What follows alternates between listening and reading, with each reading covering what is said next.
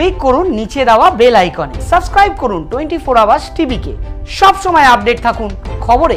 24 hours TV চ্যানেলের সচেতনতার জের এই লকডাউনের মধ্যে প্রশাসনকে কার্যত বুড়ো আঙুল দেখিয়ে ভিড়ে ঠাসা জগৎপুর। দেখে মনে হবে এই বাজার যেন গোটা দুনিয়া থেকে আলাদা, যেখানে গোটা বিশ্ব গৃহবন্দী। লকডাউন চলছে দেশ রাজ্য সর্বত্র, সেখানে সরকারি প্রশাসনিক স্তরে বারবার মাইকিং করে সচেতনতামূলক প্রচার করা হচ্ছে, কিন্তু এখানকার এলাকাবাসীর মধ্যে তার কোনো প্রভাব নেই।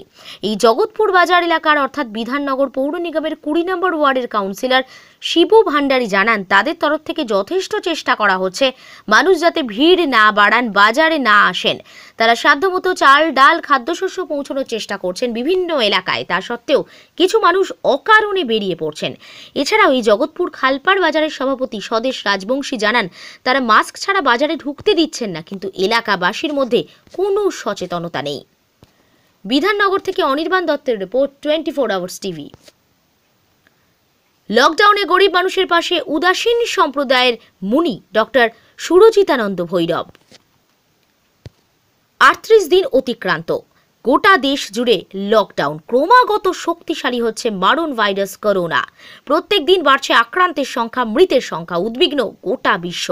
দিনরাত পরিশ্রম করে মারণ ভাইরাসের বিরুদ্ধে লড়াই চালাচ্ছেন চিকিৎসকেরা। প্রত্যেক দিন বিভিন্নভাবে পরীক্ষা নিরীক্ষা চালানো হচ্ছে। এই মারণ ভাইরাসের ওষুধ তৈরির চেষ্টা চলছে। ঘরবন্দি প্রত্যেকে। সবথেকে বেশি সমস্যায় গরিব মানুষেরা।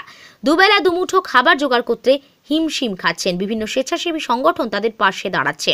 এবার সেই মুকুটে নতুন পালক সংযোজিত হলো উদাসীন সম্প্রদায়ের মনি ডক্টর সুরজিতানন্দ ভৈরব।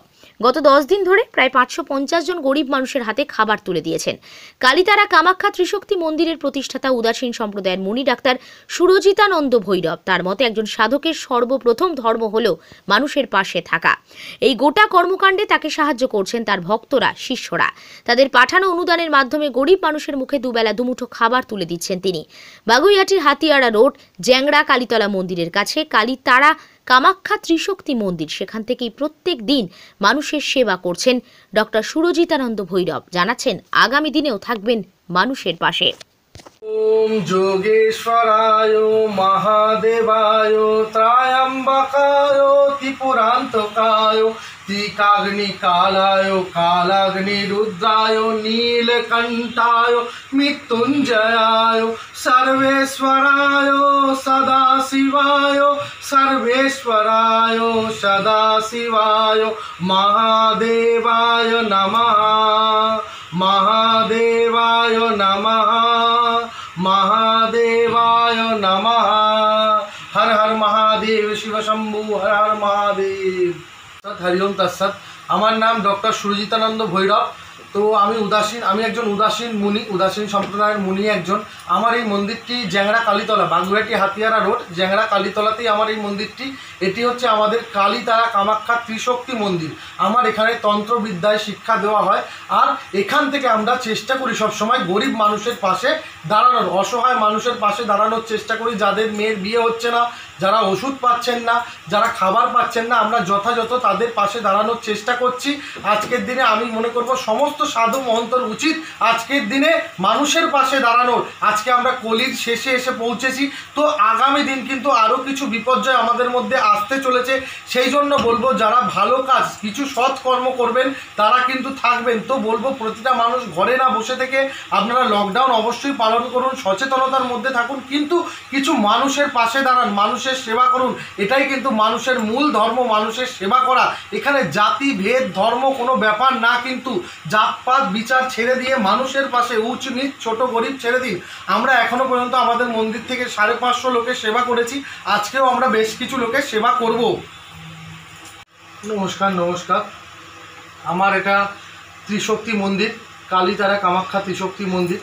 তো আমি মনে করি একটা সাধকের প্রথম ধর্মই হচ্ছে সেবা করা, দুস্থ মানুষের পাশে দাঁড়ানো বা দুস্থ মানুষের সেবা করা।